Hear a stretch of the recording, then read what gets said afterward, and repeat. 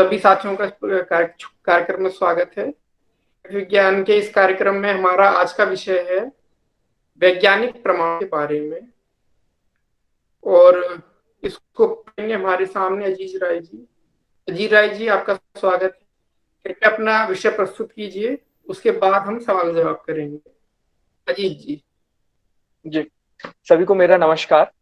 और जैसा कि अमरजीत जी ने बताया कि आज विज्ञान विमर्श में चर्चा का विषय है वैज्ञानिक प्रमाणों के बारे में। वैज्ञानिक प्रमाणों के बारे में चर्चा करने से पहले हमें यह समझना होगा कि क्या यह कोई इसमें कुछ विशेषता है या यह भी अन्य प्रमाणों की तरह ही सामान्य बातें हैं। तो मैं यहाँ पे एक सबसे पहले एक 1985 में एक फिल्म आई थी जिसका नाम है एक रुका हुआ फैसला। ये 1985 की है। फिल्म का नाम है एक रुका हुआ फैसला। इस फिल्म में ये होता है कि एक 19 साल का लड़का अपने पिताजी की हत्या कर देता है। और जैसा कि हमारे भारतीय न्यायालय में भी एक एक सिस्टम चलता था कि एक जज होते थे और एक जूरी होती थी, एक समूह होता था उन समाज में प्रतिष्ठित व्यक्तियों का। और ये लोग क्या होते थे, जब कोर्ट में जब सुनवाई होती थी तो ये उसको सुनते थे ध्यानपूर्वक। और अंतिम में जो निर्णय होता था न्यायालय के द्वारा, वो जूरी और जो जज होते थे उनका मिला जुला निर्णय होता था। तो यही इसी सिस्टम को आ, एक रुका हुआ फैसला में बताया जाता है, मुद्दा उठाया जाता है। और वहां पे न्यायालय के द्वारा ये निर्णय लिया जाता है कि हमने तो ये पूरा जो प्रकरण है उसकी सुनवाई कंप्लीट कर ली है। और अब ये जो 12 लोगों की जो जूरी है उनको एक रूम में अंदर कर दिया जाता है। और ये कहा जाता है कि आप लोग पहले निर्णय कर लें कि क्या वो जो 19 साल का लड़का है, क्या वास्तव में हमको सजाए मौत उसको देनी चाहिए या नहीं देनी चाहिए। तो इस पर आपको निर्णय करना है कि वो लड़का सच में अपराधी है या नहीं है। जिनेंद्र जी, आप कृपया कर माइक को ऑफ कर लीजिए। हाँ, तो इसके लिए एक रूम में मीटिंग होती है। और वहां पे क्या होता है, वहां पे उस जो मीटिंग होती है जिसमें से 11 लोगों का ये मानना रहता है कि यार ऐसा है, हम सभी 12 लोगों ने, चूंकि जो सुनवाई हुई न्यायालय में वो सब हम सभी लोगों ने सुना, परंतु चलिए उसमें हम वोटिंग कर लेते, चलिए हाथ ऊपर कीजिए। तो 11 लोग उस पर हाथ उठाते हैं कि हाँ, सच में जो जो प्रमाण हमारे हमें सुनवाई के दौरान सामने आए, हमारी सुनवाई के दौरान, तो हम ये मानते हैं कि उस 19 साल के लड़के ने अपने पिताजी की हत्या की हुई है। ठीक है। फिर एक उनमें से 12 में से 11 लोग तो हाथ ऊपर कर देते हैं, परंतु एक आदमी होता है, वो ये कहता है कि नहीं, मुझे ये समझ में नहीं आ रहा है कि क्या वाकई में एक 19 साल के लड़का ने अपने पिताजी की हत्या की हुई होगी। तो एक ये प्रश्न उठता है। तो हम ये देखते हैं कि जो हमारे जो न्यायालय में जो प्रमाण की जो प्रथा है, प्रूफ देने की जो प्रथा है, वो साक्ष्य के रूप में होती है। मतलब जो वहां पे साक्षी है, जो देखा रहता है कि जो भी घटनाक्रम हुआ रहता है, चाहे वो लड़ाई का हो, चाहे मार काट का हो, चाहे जमीन जायदाद से संबंधित का हो। तो ये बहुत सारे तरह के प्रमाण होते हैं इस दुनिया में। जो न्यायालय में जो साक्ष्य प्रस्तुत किए जाते हैं, जो प्रमाण दिए जाते हैं, उनका एक विशेष रूप होता है जिसे हम बोलते हैं ऐतिहासिक प्रमाण। ऐतिहासिक प्रमाण। और वहीं से में एक संशय उत्पन्न होता है कि क्या जो न्यायालय में जिस तरह के प्रमाण दिए जाते हैं, क्या उन तरह के प्रमाणों को हम वैज्ञानिक प्रमाण के रूप में प्रस्तुत कर सकते हैं, या वैज्ञानिक प्रमाण जो न्यायालय में, राजनीति में, या हमारे इतिहास में जिन प्रमाणों की जो चर्चाएं होती है, जिन तरह के प्रमाण दिए जाते हैं, क्या वो वैज्ञानिक प्रमाण के रूप में प्रस्तुत हो सकते हैं। तो इसका एक बिल्कुल सरल उत्तर है नहीं। ऐतिहासिक प्रमाणों, राजनीति के प्रमाणों, न्यायालय के प्रमाणों को वैज्ञानिक प्रमाण के रूप में प्रस्तुत नहीं किया जा सकता है। वो क्यों नहीं किया जा सकता, मैं अब उस पर आगे चर्चा करता हूं। ये जो मैं 1985 की फिल्म एक रोका हुआ फैसला पर जो मैंने अभी चर्चा की, उसमें मैंने एक चीज आपको बताया कि प्रमाण तो सभी के सामने प्रस्तुत हो चुके थे, परंतु एक ने उसको मानने से मना कर दिया। एक एक उन 12 जो जूरी का जो सदस्य पैनल था, उसमें से एक व्यक्ति ने उन प्रमाणों को मानने से मना कर दिया। तो पहला तो प्रश्न ये उठता है हमारा कि प्रमाण किसे कहते हैं। तो मैं हमारे भारतीय दर्शन पर चर्चा करूंगा थोड़ा सा। भारतीय में जो प्रमाण शब्द है, जो प्रमा है, प्रमा का मतलब होता है यथार्थ ज्ञान। यथार्थ ज्ञान या उसका अनुभव, जो चीज वास्तव में हमारे सामने है, जो हमको दिखाई दे रही है, वह चीज वास्तव में प्रमा कहलाती है। प्रमा। और प्रमाण किसको बोलेंगे? प्रमाण उसको बोलेंगे जो यथार्थ ज्ञान का जो करण है, उसको हम प्रमाण बोलेंगे, या जिसके द्वारा वो जो यथार्थ जो हमको दिखाई दे रहा है, जिसका बोध हो सके, उसको हम प्रमाण बोलेंगे। मतलब कहने का अर्थ है जो हमको दिखाई दे रहा है वो प्रमा है, और जिसके होने से वो प्रमा मतलब यथार्थ ज्ञान का अस्तित्व होता है, उसको हम प्रमाण बोलते हैं। ठीक, इसको ये प्रमाण की परिभाषा होती है। हमारे भारतीय दर्शन मतलब 6 दर्शन है सामान्यतः, जो जिसे हम वैदिक दर्शन भी बोलते हैं। वैदिक दर्शन के अंतर्गत 6 दर्शन आते हैं। उनमें न्याय दर्शन की बात होती है, वैशेषिक दर्शन की बात होती है, सांख्य दर्शन की बात होती है, योग दर्शन की बात होती है, इसके अलावा मीमांसा की बात होती है। तो इन सभी 6 दर्शनों में सामान्यतः एक प्रमाण का जो प्रकार होता है, जिसे हम बोलते हैं प्रत्यक्ष प्रमाण, ये सभी 6 दर्शनों में स्वीकार किया गया है। सभी 6 दर्शनों में प्रत्यक्ष प्रमाण को प्रमाण के रूप में स्वीकार किया जाता है। परंतु अनुमान, उपमान, शब्द, अर्थोत्पत्ति और अभाव को भी हमारे षड दर्शन में प्रमाण के रूप में स्वीकार किया जाता है। अब मैं ये जो मैंने 7 प्रमाणों के रूप आपको नाम गिनाए, मैं एक बार फिर से गिना देता हूं। प्रत्यक्ष प्रमाण, अनुमान प्रमाण, उपमान प्रमाण, शब्द प्रमाण, अर्थोत्पत्ति प्रमाण और अभाव प्रमाण। ये मैंने 7 प्रमाणों के प्रकार गिनाए। इन सभी को वैज्ञानिक प्रमाण के रूप में स्वीकार नहीं किया जा सकता है। क्यों नहीं किया जा सकता है, प्रश्न ये उठता है। तो हम एक एक प्रमाण पर थोड़ी थोड़ी चर्चा करते हैं।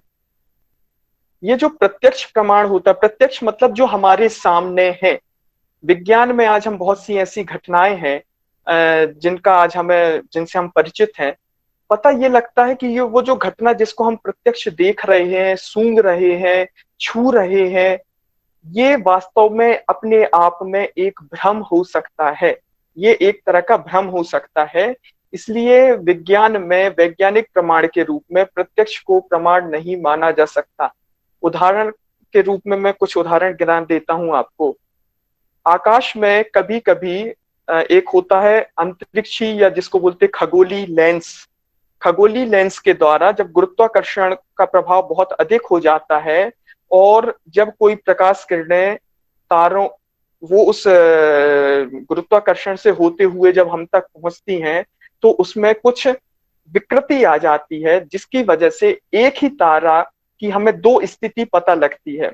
हमें ये पता लग सकता है कि अरे, एक तारा वहां पर भी है, एक तारा वह भी है।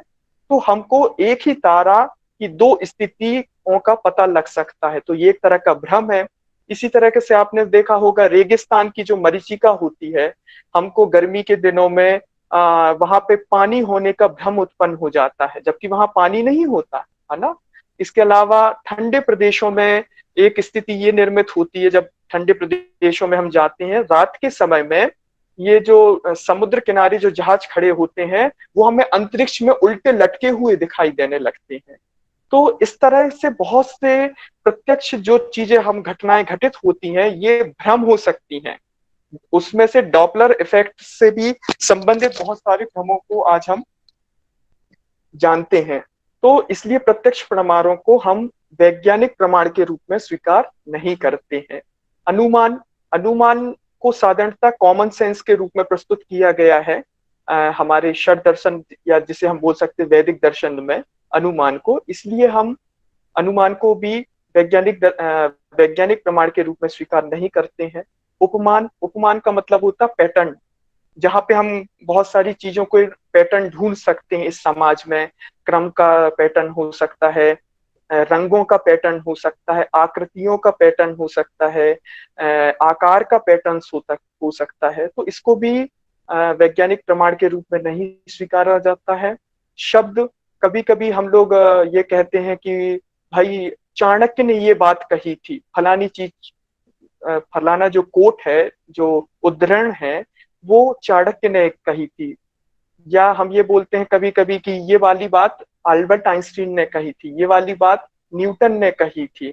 तो कभी भी आपने देखा है कि विज्ञान में समय के साथ साथ हमारी समझ के साथ साथ विकास होता है, और जो संबंधित खोजें होती हैं वो बदल जाती हैं। इसलिए हम कभी भी किसी भी वैज्ञानिक के कथनों को या किसी भी महान व्यक्तियों, महान आत्माओं के बातों को या उनके शब्दों को कभी भी प्रमाण के रूप में नहीं स्वीकार करते हैं। इसके अलावा भी और दो प्रमाण हैं, अर्थोत्पत्ति और अभाव। चूंकि इसका ये बाद में जोड़े गए हैं, इसलिए पर इन पर मैं चर्चा नहीं करूंगा। अब इसके बाद आते हैं, ये जो जितने भी मैंने 7 प्रमाण के नाम गिनाए, मैं एक बार फिर से गिनवा देता हूँ। प्रत्यक्ष प्रमाण, अनुमान प्रमाण, उपमान प्रमाण, शब्द प्रमाण, अर्थोत्पत्ति और प्रमाण, और अभाव। अभाव मतलब कमी। जैसे हम कभी कभी बोल देते हैं ना कि मम्मी जी घर में नहीं थी इसलिए मैंने पढ़ाई की। तो इस तरह की जो बातें होती, मतलब मम्मी जी की जो अनुपस्थिति थी, इस वो कारण था जिसकी वजह से मैंने घर में पढ़ाई की। तो इस तरह की बातों को भी हम प्रमाण के रूप में नहीं स्वीकार करते हैं। जैसे एक पुस्तक आई थी, उसमें इस तरह की बात आई थी कि उन्होंने ये कहा कि चूंकि एलियन, एलियन मतलब परग्रही सभ्यता, जो अंतरिक्षी सभ्यता के बारे में, कभी कभी एलियन के बारे में हम लोग चर्चा करते हैं। उसमें एक पुस्तक में मैंने पढ़ा था, उसमें उस पुस्तक के लेखक ने कहा था कि चूंकि एलियन लोगों ने हम मानवों से संपर्क नहीं किया है, इसका कारण है कि वो अस्तित्व रखते हैं। तो अब चूंकि उन्होंने हमसे संपर्क नहीं किया है, तो कभी भी ये संबंध को, अनुपस्थिति को कभी भी प्रमाण के रूप में स्वीकार नहीं किया जा सकता है। ये मैं विज्ञान की बात कर रहा हूं। और इसलिए ये जो सभी 7 जो प्रमाण है, ये ऐतिहासिक प्रमाण माने जाते हैं। अब मैं बात कर रहा हूं विज्ञान के प्रमाण कौन कौन से होते हैं या हो सकते हैं। पहला, मैं 3 प्रमाणों के बात में मैं बात करूंगा। पहला है विधि। पहला प्रमाण है विधि। विधि को क्यों प्रमाण माना जाता? विधि को इसलिए प्रमाण माना जाता है क्योंकि हम विधियों का दोहराव कर सकते हैं। यदि मैंने एक कोई दावा किया है और साथ में मैंने ये बताया है कि मैंने ये जो दावा किया है वो प्रेक्षण विधि के द्वारा खोजा गया है, खोजा हुआ दावा है, या मैं ये बोलूं कि मैंने प्रयोग विधि के द्वारा संबंधित दावा किया है, या फिर मैं बोलूं परीक्षण विधि के द्वारा मैंने संबंधित दावा किया है, तो जो विधि है उसको जब मैं दावा के रूप में प्रस्तुत कर रहा हूं, तो आप उसको कभी भी, कहीं पर भी, कोई भी व्यक्ति, मतलब किसी भी नागरिक, चाहे वो स्त्री हो, पुरुष हो, बच्चा हो, बूढ़ा हो, किसी भी क्षेत्र का व्यक्ति हो, कभी भी, मतलब रात को दिन को, कभी भी वो उसको परख सकता है। इसलिए विधि को वैज्ञानिक प्रमाण के रूप में स्वीकार किया जाता है। दूसरा प्रमाण है भविष्यवाणियां। हालांकि मैं आपको स्पष्ट कर दूं कि विज्ञान में कभी भी भविष्यवाणियां नहीं की जाती हैं। तो फिर क्या होता है, हम कभी कभी जो जनरल, हम लोगों की दरअसल आदत है कि हम हर चीज को जनरलाइजेशन कर देते हैं, सामान्यीकरण कर देते हैं। इसलिए हम उसके लिए भविष्यवाणी शब्द का यूज कर लेते हैं, और ये विशेषकर कि वैज्ञानिकों के द्वारा उपयोग नहीं किया जाता है ये शब्द। ये पत्रकारिता में लोग उपयोग कर देते हैं कि अल्बर्ट आइंस्टीन की जो 100 साल पहले की गई भविष्यवाणी है वो आज सच हो गई। तो पत्रकारिता इन शब्दों का उपयोग करती है। विज्ञान में इसके लिए 2 शब्दों का उपयोग किया जाता है। पहला है पूर्वानुमान और दूसरा है पूर्वाकलन। पूर्वानुमान के बारे में मैं थोड़ा सा डिस्कस करना चाहूंगा यहाँ पर। पूर्वानुमान का मतलब होता है कि हम किसी ऐसे एक अस्तित्व के बारे में दावा करें। जैसे कि आपने ये सुना होगा, एक समय ये घोषणा की गई थी कि अरुण ग्रह के बाद में एक और ग्रह है। मतलब अरुण ग्रह के बाद पहले आपको मालूम होना चाहिए कि नग्न आंखों के द्वारा, मतलब नंगी आंखों से हम लोग केवल 5 ग्रह देख सकते हैं हमारे सौर मंडल में, है ना। बुध, शुक्र, पृथ्वी, मंगल, बृहस्पति और शनि भी, और 5 ग्रह पृथ्वी को सहित 6 ग्रह। फिर धीरे से जब हमने गैलीलियो ने टेलीस्कोप का आविष्कार किया तो हम अरुण, वरुण और यम देखने लगे। परंतु जब जो वरुण ग्रह की जो खोज हुई थी, वो कभी भी हम लोगों ने प्रत्यक्ष कभी नहीं देखा था उसको। उसको सबसे पहले जो खगोलविद थे उन्होंने ये भविष्यवाणी की, मतलब उसके लिए भविष्यवाणी शब्द कहना गलत होगा, उसके लिए सही शब्द होता है पूर्वानुमान। उन्होंने एक पूर्वानुमान प्रस्तुत किया, वो भी किसके आधार पर, गणित के द्वारा ये अनुमान लगाया कि अरुण ग्रह के बाद में एक और ग्रह का अस्तित्व होगा और उसकी लगभग गति अमुक अमुक होगी। आगे चल के वरुण नामक ग्रह की खोज हुई, उसकी हमने प्रत्यक्ष पुष्टि की। इसी तरीके से बहुत से ऐसे प्रमाण हैं जो जिसका हम पूर्वानुमान लगाते हैं। उनमें बहुत सारे नाम में जैसे आपको बताऊं, हिग्स बोसोन, जिसे लोग गॉड पार्टिकल भी बोलते हैं। तो हिग्स बोसोन कण की जो पूर्वानुमान है, ये 1960 के लगभग में हिग्स, पीटर हिग्स नामक वैज्ञानिक और हमारे यहाँ के बोस सर ने उसकी भविष्यवाणी की थी। भारतीय वैज्ञानिक हैं बोस। तो उन्होंने इस बात की पूर्वानुमान प्रस्तुत किया था 1960 के दशक में। और उसकी पुष्टि कब हुई, उसकी जो प्रत्यक्ष पुष्टि है वो अभी 1912-13 के दौरान हुई है, और इसलिए हमने उनको नोबेल प्राइज भी दिया। इसी तरीके से black hole, omega minus, Arun, Varun और यम ग्रह की भी जो खोज है वो हमने पहले प्रत्यक्ष नहीं की थी, उसकी पुष्टि भी हमने पहले गणित के द्वारा उसका पूर्वानुमान प्रस्तुत किया था। और जब वो पूर्वानुमान की पुष्टि हो गई थी, तब हमने संबंधित सिद्धांत को सच माना था। एक बहुत अच्छा मैं उदाहरण आपको देता हूँ। क्या हुआ, जब मेंडेलीव ने आवर्त सारणी बनाया, तो उसने बीच बीच में कुछ स्थान छोड़ दिए थे, है ना। अब वो जो स्थान थे उसमें बहुत उन्होंने उनके अलग अलग नाम दिए। जैसे कि एल्यूमिनियम के जो बाजू में जो स्थान खाली था उसको उन्होंने कहा एका एल्यूमिनियम। इसी तरीके से लगभग 12, एक दर्जन, मतलब लगभग 12 से अधिक स्थान आवर्त सारणी पर मेंडेलीव ने छोड़े थे। और उन्होंने ऐसा नहीं कि तुक्का मार के कि भाई ये स्थान को छोड़ दो, ये मेरी इच्छा है, शायद संभवतः कुछ भर जाएगा, ऐसा नहीं था। उन्होंने वो स्थान जो भरेंगे आने वाले समय में, वो खोजों के माध्यम से उन्होंने उसके साथ साथ वो जो तत्व होंगे जो पाए जाएंगे आने वाले भविष्य में, उनके बारे में उन्होंने बहुत सारी बातें करी थी। जैसे कि मैं एक उदाहरण देता हूँ गैलियम तत्व का। गैलियम तत्व के बारे में उन्होंने ये भविष्यवाणी की थी कि उसका जो गलनांक है वो बहुत कम होगा, लगभग 38-39 डिग्री सेल्सियस। मतलब कि अभी जो सामान्य जो टेम्परेचर होता है वो 37 डिग्री सेल्सियस होता है।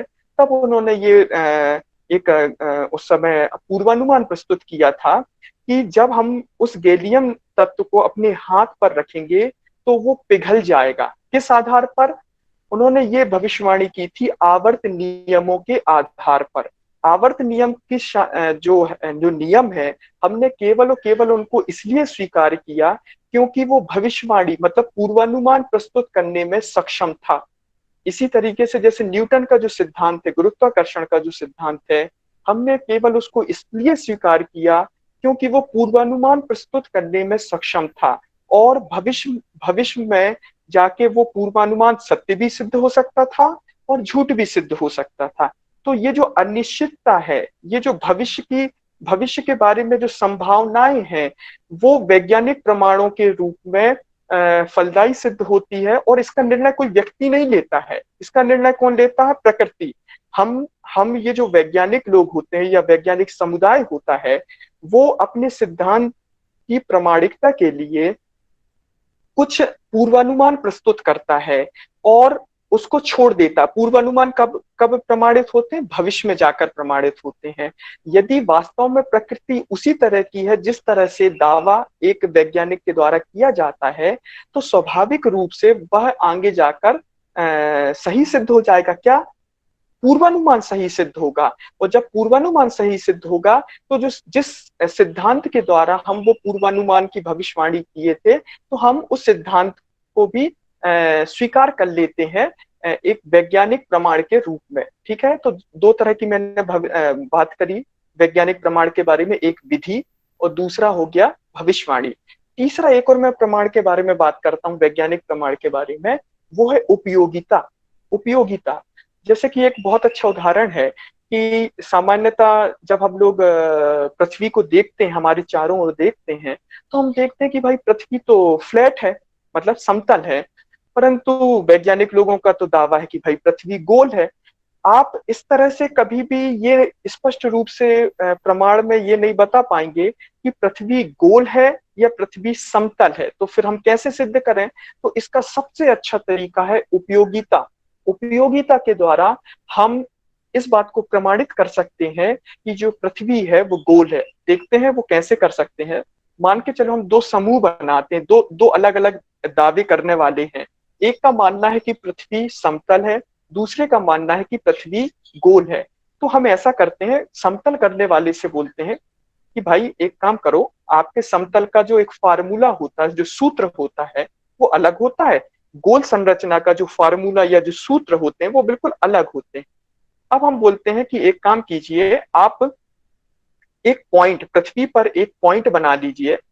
आप कुछ भी हो सकता है, किसी कोई एक शहर हो सकता है, और उसको निशाना मानते हुए आप एक रॉकेट लॉन्च कीजिए। ठीक है, मतलब ए स्थान, पृथ्वी पर ए स्थान से बी स्थान को टारगेट कीजिए। पृथ्वी जो गोल है वो भी अपने फार्मूला, जो उसका दावा है उससे संबंधित पृथ्वी को गोल मानकर वो ए पॉइंट से बी की ओर निशाना मानेगा। और जो व्यक्ति उसको फ्लैट मानता है पृथ्वी को, वो क्या करेगा? वो भी ए स्थान से एक रॉकेट लॉन्च करेगा बी की ओर।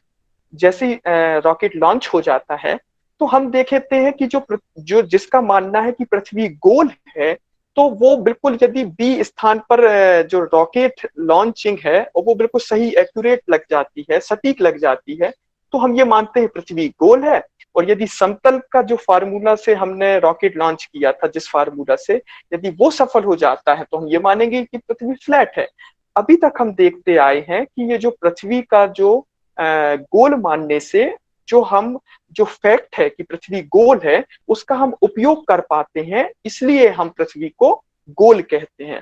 तो इस तरह से मैंने आपको तीन तरह के प्रमाणों के बारे में चर्चाएं की। और पहला विधि, दूसरा भविष्यवाणी, जिसे हम भविष्यवाणी पत्रकारिता के लिए सही शब्द है, हम विज्ञान में उसको प्रिडिक्शंस मतलब पूर्वानुमान और पूर्वाकलन बोलते हैं। और तीसरा वैज्ञानिक प्रमाण का हो गया उपयोगिता। तो यही मैं अपनी बात को विराम देता हूं, और यदि आप में से किसी के प्रश्न है तो आप मेरे से प्रश्न पूछ सकते हैं। अजीत जी, एड हाँ जी। थोड़ा पीछे हो जाइए, पहले की तरह बैठ जाएंगे तो अच्छा रहेगा। ओके, ठीक है। हाँ हाँ, जी। तो एडमंड हेली, ये उन्होंने अपने पूरे जीवन में कभी भी हेली धूमकेतु को कभी भी उन्होंने प्रत्यक्ष नहीं देखा था। हुआ ये था कि जब 1682 में जब धूमकेतु आया, मतलब हमारे सूरज के नजदीक से जब वो गुजर रहा था, हेली का धूमकेतु, नामकरण हम लोगों ने उसको बाद में रखा है। जब वो 1682 में आया, तो उस समय एडमंड हेली की जो उम्र थी वो 26 वर्ष थी। परंतु उन्होंने कब उस समय भी हेली के धूमकेतु को नहीं देखा था।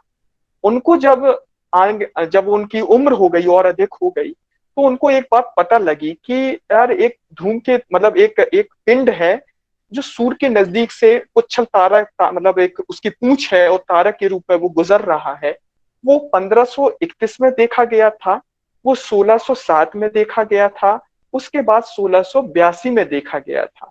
तो उन्होंने गुरुत्वाकर्षण के सिद्धांत जो कि न्यूटन ने दिया था उनका, और जो 3 आंकड़े जो उनको उपलब्ध हुए थे अन्य समाज के द्वारा, तो उस उन इनका जो उन्होंने कैलकुलेशंस किया, तब उन्होंने बताया था कि अमुक अमुक स्थान से अमुक अमुक स्थान से अमुक अमुक समय पर अमुक अमुक दिन पर एक धूमकेतु जो आएगा वो वही है जो कि 1531, 1607 और 1682 में हमें दिखाई दिया था। ये तो ठीक हो गया। इसके अलावा उन्होंने आने वाले समय जो कि 1758 में आया था, तो उसकी भी उन्होंने भविष्यवाणी पहले से कर दी थी। हालांकि 1758 में वो जीवित नहीं थे, उनकी जो मृत्यु है वो 1742 में हो गई थी।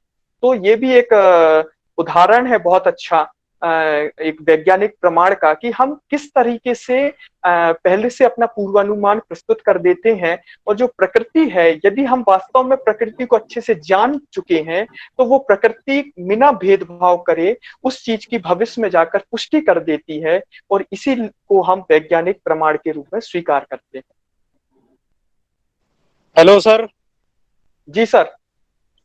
सर मैं ये पूछना चाह रहा था कि जैसे आजकल नासा चांद पर खेती करता है या बहुत सी चीजें उगाने का जी दावा करता है या कुछ भी सही, परंतु जी सर जो चीजें हम वो जो खेती में यहाँ उगाते हैं जैसे कि मूली हो गया, गाजर हो गया, अन्य चीजें, सर जब जी हम उसे वहां उगाते हैं तो वहां सर उनकी एक तो हाइट सर बहुत ज्यादा हो जाती है। दूसरा सर जी ये समझ में नहीं आता कि वहां पे नाइट्रोजन जो है, नाइट्रोजन गैस लगभग ना के बराबर, नाइट्रोजन या अन्य चीजें, तो सर जी। वहां पे अमोनिया, नाइट्रोजन, ये बहुत सी जो चीजें होती हैं ये पहुंचती कैसे होंगी सर? और हाँ हाँ। इनसे ये दरअसल एक तकनीकी प्रश्न है, और मैं इसका आंसर अच्छे से नहीं दे सकूंगा क्योंकि मैं इस चीज का विशेषज्ञ नहीं हूँ। और क्योंकि ये तकनीकी प्रश्न है, क्योंकि इसके एक विकल्प नहीं है। ये जो आपका प्रश्न है उसको एक तरीके से नहीं किया जा सकता, उसको कई तरीके से हम वहां तक पहुंचा सकते हैं। तो पर वो पर्टिकुलर नासा किस किस तरीके से कर रहा है, मैं इसको चूंकि मुझे इस बारे में जानकारी नहीं है, तो मैं इस विषय पर आंसर नहीं दे पाऊंगा। सर मेरा एक और प्रश्न है, जैसे कि सटर्न वो यानी कि शनि ग्रह है, उसका एक तारा है जहां पर जी। सर तारा, पानी उसका है। तारा नहीं, उपग्रह उपग्रह होगा, तारा नहीं सॉरी होगा सर, उसका। सॉरी, उसका वो जो जी उपग्रह है वहां पर पानी है जी। सर। यदि पानी है तो वहाँ कुछ बैक्टीरियाज भी होंगे, बैक्टीरियाज होंगे तो सर वहाँ जीवन थोड़ा बहुत पनपा पनपा भी होगा या होगा भी, माइट भी होना चाहिए। परंतु सर ये समझ में नहीं आता है कि यदि वहाँ कुछ भी है तो शनि के हम पास अपने सैटेलाइट्स भेज देते हैं या उनके तारों के पास, या हम इतनी जानकारी ला सकते हैं सर, तो हम ये भी तो पता कर सकते हैं कि यहाँ वहाँ कुछ ना कुछ तो है, या कोई कोई है जो हमारे रेडिएशंस को ट्रैप करता है, या कहीं से अलग अलग तरह की ध्वनियां आती हैं या कभी रेडियो वेव्स आती हैं। ये दरअसल एक फार्मूला है, जिसपे 8 घटक काम करते हैं उस फार्मूला पे। और ये जो कैलकुलेशन है ये उस पर निर्भर करता है। और ये मैंने आपसे कहा, ये चूंकि तकनीकी प्रश्न है इसलिए मैं इसका सही आंसर नहीं दे पाऊंगा। मैं सिर्फ आपको ये बता सकता हूँ कि ये जो एक एक उसको क्षेत्र को क्या बोलते हैं जहाँ पे जीवन होने की जो संभावना होती है, उसका एक फार्मूला होता है। और जैसे यस याद आया मुझे, सेटी एक संस्था है, SETI, सेटी। तो वो उस संस्था का की जब शुरुआत हुई थी, मतलब आज से लगभग 20, 25, 30 साल पहले, तब उन्होंने ये फार्मूला दिया था। और ये आवासीय क्षेत्र कहलाता है जहां पर जीवन की संभावनाएं होती हैं। और मेरे ध्यान में मैं पक्का नहीं कह सकता हूँ, मेरे ध्यान में शनि का वो उपग्रह उस क्षेत्र में नहीं आता है। क्योंकि जीवन के लिए केवल पानी की आवश्यकता नहीं होती है, बहुत सारी चीजें होती हैं जो जो आवश्यक होती हैं उसके लिए। जी।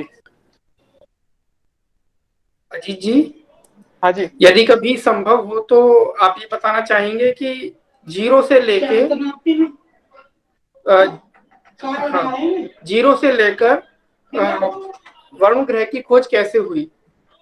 जीरो से लेकर जीरो से मतलब पूरा जैसे कुछ नहीं पता वैज्ञानिकों को, उनको सामने कुछ कैलकुलेशंस आए तो उन्होंने क्या डाटा उनके सामने आया, क्या उसका उन्होंने मैनिपुलेशन किया डाटा का, और फिर कैसे निष्कर्ष तक पहुंचे कि कोई ऐसा ग्रह होना चाहिए। अच्छा, मतलब आप ये कहना चाह रहे हैं कि जो मैंने अभी वरुण ग्रह की चर्चा की और यम ग्रह की जो चर्चा की है, कि उसके बारे में हम शुरुआत से ही, चूंकि वो पूरी तरह से अज्ञात थे हमारे लिए, नग्न आंखों से नहीं दिखाई देते थे, तो वो हमारे संज्ञान में कैसे आए और प्रत्यक्ष किस तरह से हमने उनको प्रमाण किया, ये ये कहना इसके चाहते हैं क्या? ऊपर, हाँ, अभी तो शायद संभव ना हो पाए, लेकिन बाद में कभी चर्चा रख सकें तो हाँ बिल्कुल, की जा सकती है, की जा सकती है उस पर। ठीक है। और कोई व्यक्ति अपने प्रश्न रखिए। यदि और किसी का प्रश्न हो वैज्ञानिक प्रमाणों को लेकर के, तो वो प्रश्न पूछ सकते हैं। Hello sir. हेलो हाँ जी। सर मेरा क्वेश्चन है कि जो पृथ्वी गोल है या सपाट है, रॉकेट जी। लॉन्चिंग वाला जो है वो एग्जांपल थोड़ा डिटेल में मुझे समझा दीजिए। मुझे लगता है मैं ठीक है, मैं आपको रिपीट कर देता हूँ, हो सकता है कि आपने बीच में नहीं सुना होगा। हालांकि उसमें हाँ, मैं बता देता हूँ, रिपीट कर देता हूँ, हालांकि उसमें कोई विस्तार की आवश्यकता नहीं है।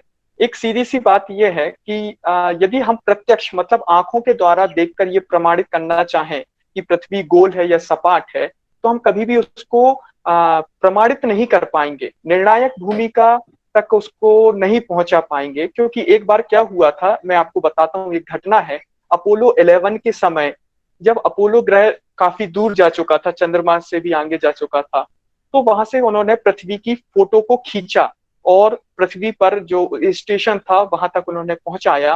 तो वहां के जो उसके सचिव थे, उन्होंने उस फोटो को कलेक्ट करके जो हमारी फ्लैट अर्थ सोसाइटी, कहाँ पर, जो पृथ्वी पर अमेरिका में है, मेरे याद में, मुझे कंफर्म याद नहीं है, पर फ्लैट अर्थ सोसाइटी के अध्यक्ष से जब वो मिले और उन्होंने उस फोटो को दिखाया, तो उन्होंने यह कह के मना कर दिया। उन्होंने ये कहा कि देखिए, ये फोटो ये प्रमाणित करती है कि पृथ्वी गोल है, ठीक है। परंतु जैसे ही वो उसके जो फ्लैट अर्थ सोसाइटी के जो अध्यक्ष थे, उन्होंने देखा, अरे ये तो ये प्रमाणित कर रही है कि पृथ्वी तो चपटी है। क्यों? क्योंकि वो जो प्रिंट आउट था, वो जो उसका इमेज था, वो हमेशा काय में था, 2D में था, 2 विमा की कागज में था। इसलिए उन्होंने क्या बोला, अरे वो तो फ्लैट है। तो इस तरीके से हमेशा मुद्दा या जो बहस है वो तार्किक रूप से की जा सकती है, परंतु कभी भी निर्णायक भूमिका पर नहीं आ सकती है। तो यदि हमको निर्णायक भूमिका अदा करना है, तो वैज्ञानिक प्रमाण का हमें उपयोगिता को का सहारा लेना पड़ेगा। वो उपयोगिता का किस तरह से सहारा लेते हैं, मैं उसको एक बार फिर से आपको दोहरा देता हूं। क्या है, 2 तरह के व्यक्ति हैं, एक का दावा है कि पृथ्वी गोल है, एक व्यक्ति का दावा है कि पृथ्वी चपटी है। जो व्यक्ति गोल गोल पर विश्वास करता है, पृथ्वी के गोल होने पर विश्वास करता है, तो स्वाभाविक रूप से गोल होने की जो संरचना है, उसके जो सभी जो सूत्र हैं, जो फार्मूले हैं, चूंकि उसमें कर्वेचर है, वक्रता है, तो उसके जो फार्मूले होंगे वो अलग तरीके के होंगे। और यदि जो व्यक्ति फ्लैट मान रहा है पृथ्वी को, उसके जो फार्मूला होंगे वो पूरी तरह से अलग होंगे, क्योंकि संरचना है, अलग अलग है। इस पे आप हम सभी लोग अंतर ढूंढ सकते हैं।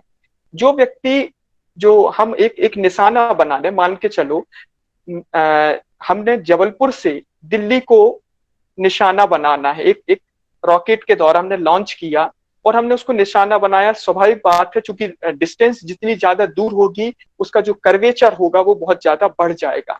अब जब कर्वेचर बहुत ज्यादा कर्व हो गई, वक्रता हो जाएगी, तब हम जबलपुर से जब दिल्ली को निशाना बनाएंगे, तो एक व्यक्ति उसको गोल होने के फार्मूला के आधार पर निशाना बनाएगा और एक व्यक्ति ये मान के चलेगा कि जो पृथ्वी है वो फ्लैट है, समतल है, और वो फ्लैट के जो फार्मूले होते हैं उस आधार पर वो निशाना बनाने की कोशिश करेगा। अब यदि पृथ्वी वाकई में चपटी है तो निशाना नहीं लगेगा।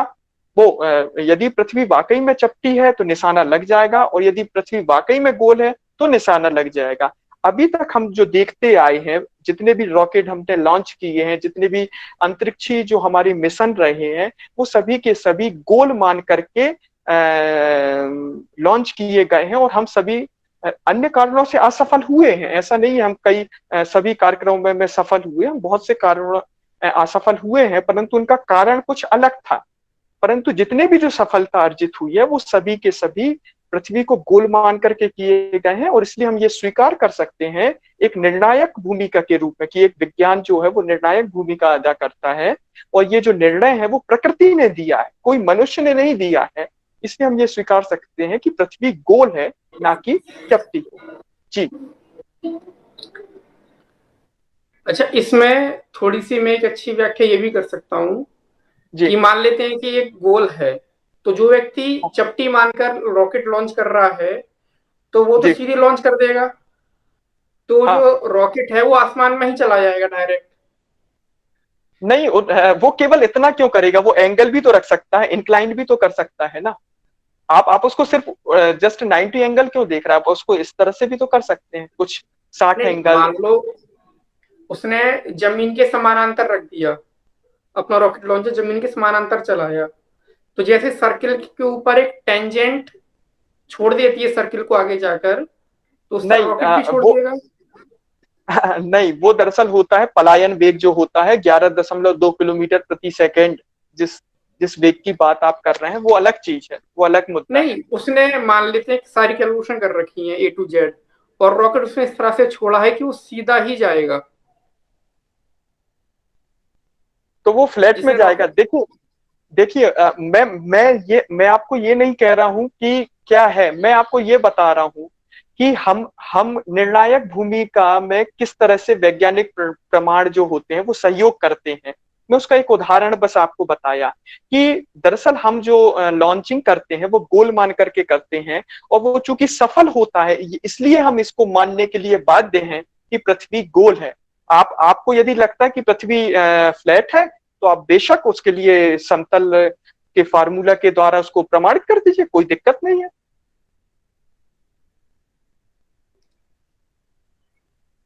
किसी और व्यक्ति की कोई प्रश्न? हेलो। हाँ जी। हाँ सर, मेरा सवाल था एक। सर, प्लूटो ग्रह की भविष्यवाणी कैसे हुई जब वो कोई निश्चित गति करता ही नहीं है। किसने कहा निश्चित नहीं करता? उसका एक आवर्त काल निश्चित है। किसने कहा वो अनिश्चित है?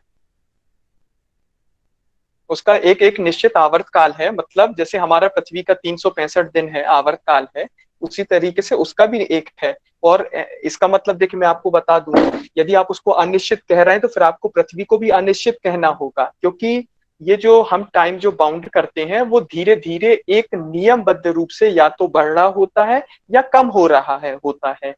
किसी भी ग्रह की बात कर रहा हूं मैं, तो हम उसको ये नहीं कह सकते कि वो अनिश्चित है। हाँ, प्लूटो को यदि हमने ग्रह की श्रेणी से बाहर किया है तो उसके दो कारण हैं। एक तो ये है कि उसका जो आकार है वो छोटा है। दूसरी बात, उसकी वजह से उसमें उसका जो अक्ष अक्ष जो है ना वो थोड़ी अनिश्चित है। जैसे हमारा 23.5 अंश जो झुका हुआ है उसमें थोड़ा सा वाइब्रेशन होता है।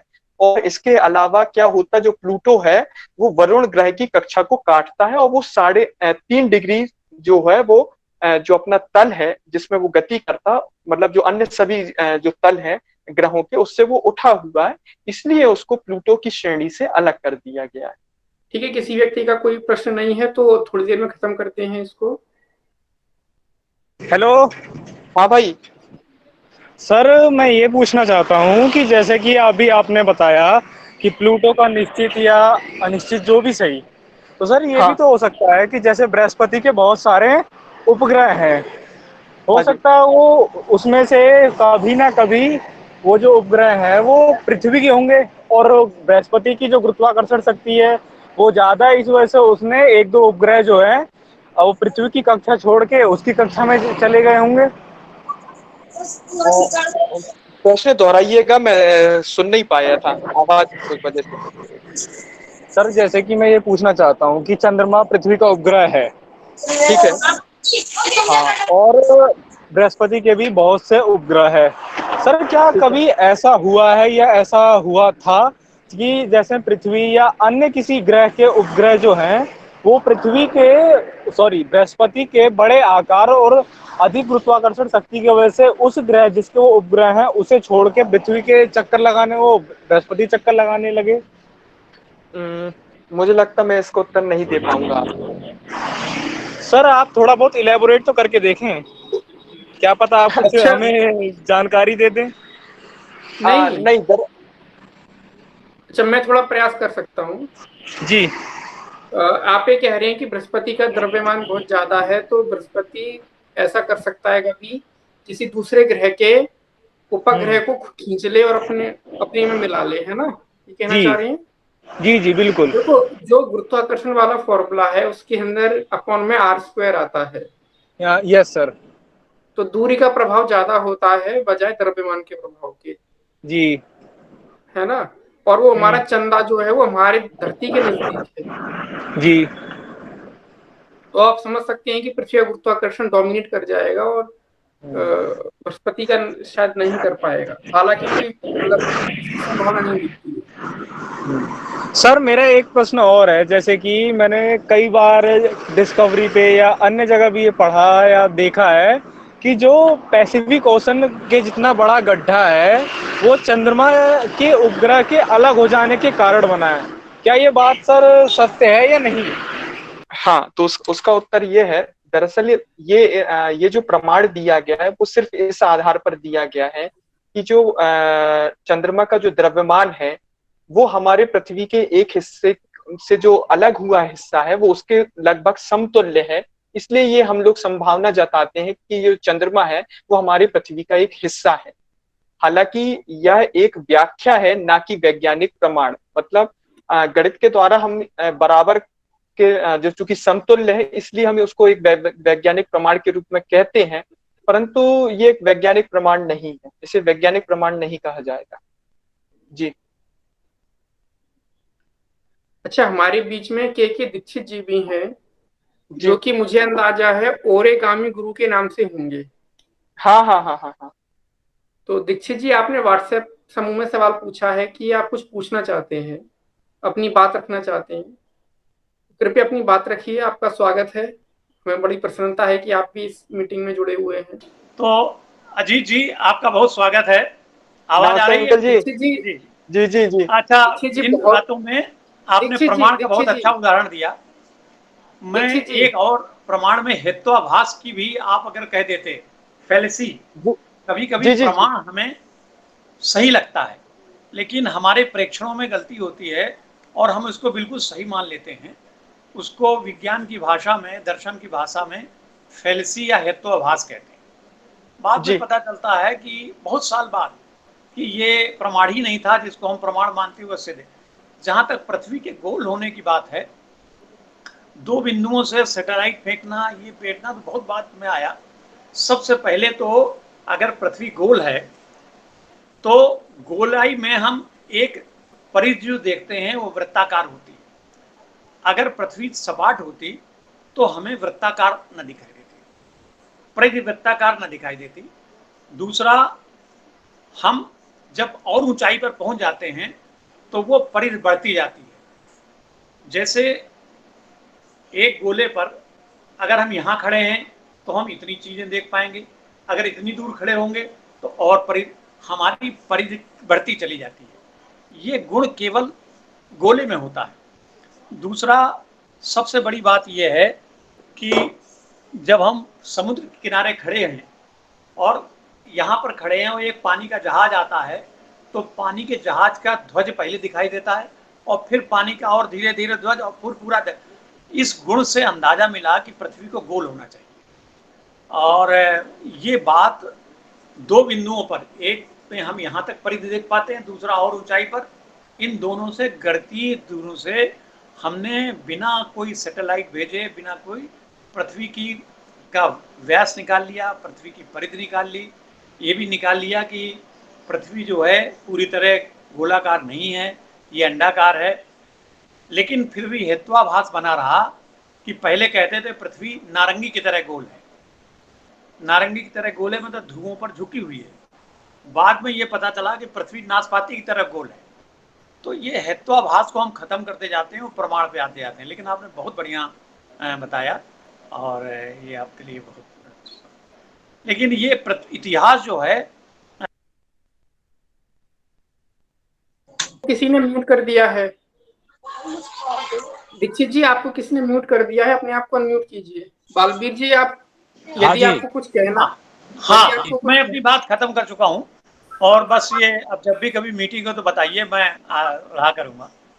मेरे मन में ये शंका थी, जो अभी के जी आए थे, उन्होंने बताया कि जो हमारी अर्थ है वो इलेप्टिकल है, और आप भी बता रहे थे आप कि ये वृत्ताकार, तो मुझे भी संदेह हो रहा था कि सर ये है सर्कुलर बता रहे हैं जबकि ये इलेप्टिकल है।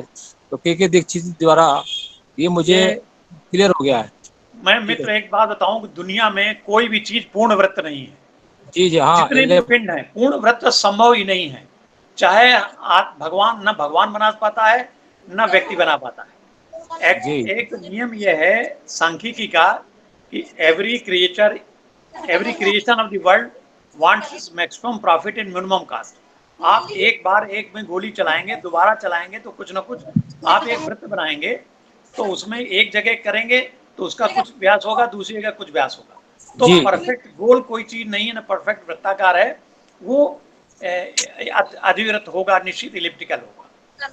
प्रकृति में जी वो बिल्कुल नहीं है। ठीक। एक में जानना, ये आप कह रहे थे कि रॉकेट लॉन्च कर रहे हैं जबलपुर से दिल्ली के लिए, जी और इसमें बता रहे थे उपयोगिता सिद्धांत, तो मेरे सिद्धांत अनुसार ये प्रयोग सिद्धांत ठीक नहीं रहेगा इसमें, प्रयोगिता प्रमाण सिद्धांत जो है।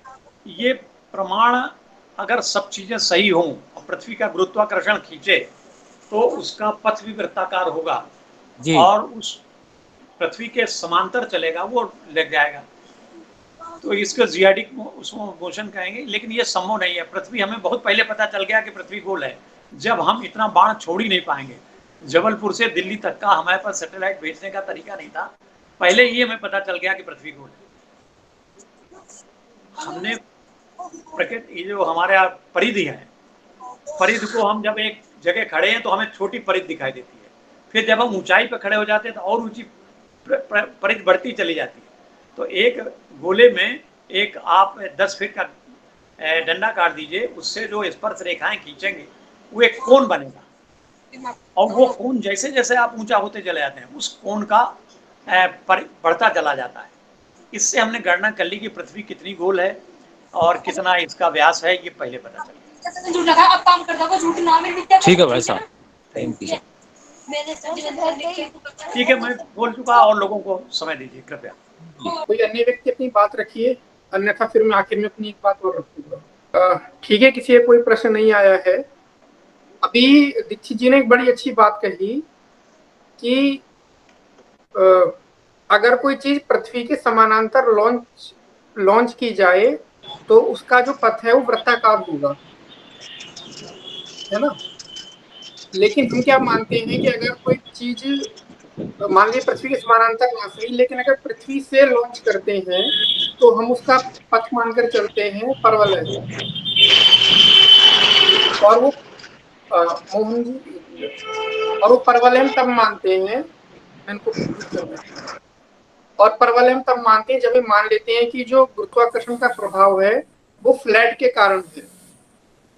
उसके लिए हमें सर्कुलर डायनेमिक्स वो चलेगा। उसमें परवलयाकार भी हो सकता है, दीर्घवृत्ताकार भी हो सकता है, और वृत्ताकार तो हो ही नहीं सकता, क्योंकि पृथ्वी का गुरुत्वाकर्षण जगह जगह बदल रहा है। तो आदर्श रूप में वो वृत्ताकार ना होकर के या तो परवलय होगा या अतिपरवलय या दीर्घवृत्ताकार होगा।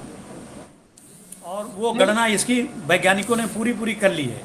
इसको हम जब इसमें स्फेरिकल ट्रिग्नोमेट्री पढ़ते हैं और जब स्फेरिकल एस्ट्रोनॉमी पढ़ते हैं उसमें ये गणनाएं की जाती हैं, और एमएससी में ये पढ़ाया जाता थोड़ा बहुत कि उसमें समुद्र की गतियाँ, पानी के जहाज की गतियाँ, और ये एरोनॉटिक जो गतियाँ हैं वो सब ठोस एस्ट्रोनॉमिकल मैथमेटिक्स से चलेंगी, इस मैथमेटिक्स से नहीं चल पाएंगी। नहीं, जो मान लीजिए मैं एक पत्थर फेंकूं, अब जी मान लीजिए कि व्यक्ति, इंसान पत्थर फेंक रहा है, और तो उसका जो पत्थर की गति है उससे हमने परवलय माना हुआ है, तो वो तो शायद उसी से ही ज्यादा अच्छे से डिफाइन हो पाएगी जब हम पृथ्वी को फ्लैट मान ले। मतलब क्योंकि जो गुरुत्वाकर्षण का फॉर्मूला हम लगा रहे हैं उसके अंदर कि हम गुरुत्वाकर्षण एक जैसा है, तो तभी तो मानेंगे ना कि जब मतलब वो फ्लैट है, वो ऊंचाई बदलने से नहीं बदल रहा है गुरुत्वाकर्षण। छोटी दूरियों के लिए, बहुत छोटी दूरियों के लिए। दीक्षित जी आपको प्रश्न स्पष्ट हो गया? चलिए कोई बात नहीं, कोई अन्य व्यक्ति अपनी बात रखिए, फिर उसको विराम देते हैं कार्यक्रम को। ठीक है, कोई और व्यक्ति नहीं है तो इस चर्चा को ही समाप्त करते हैं। हम अजीत जी का बहुत बहुत धन्यवाद करते हैं इस कार्यक्रम में अपना बात रखने के लिए, और दीक्षित जी को देखकर बड़ा अच्छा लगा हमें। भविष्य में भी हमारी उनसे अपेक्षा है कि वो हमारे कार्यक्रमों में भाग लेंगे, और अपनी ओर से कोई कार्यक्रम रखें तो और भी अच्छा रहे। और बाकी जितने भी लोग हैं जिन्होंने कार्यक्रम में हिस्सा लिया, उन सभी का बहुत बहुत आभार। विजय राम जी बहुत आभार आपका, मोहन जी बहुत आभार, राजीव जी आपका भी आभार, शिवम जी आपका भी आभार। और इस चर्चा को समाप्त करते हैं। मैं सबसे आखिर में जाऊंगा और आप लोग विराम ले सकते हैं। शिवम जी, मोहन जी नमस्कार। दर्शक और श्रोतागण, चर्चा संबंधी अपने प्रश्न मुझे लिख भेज सकते हैं। यदि उन प्रश्नों के उत्तर मेरी जानकारी में नहीं होंगे तो आपके मेरे संयुक्त प्रयासों से उन प्रश्नों के उत्तरों को खोजने का मेरा आपसे वादा है। धन्यवाद।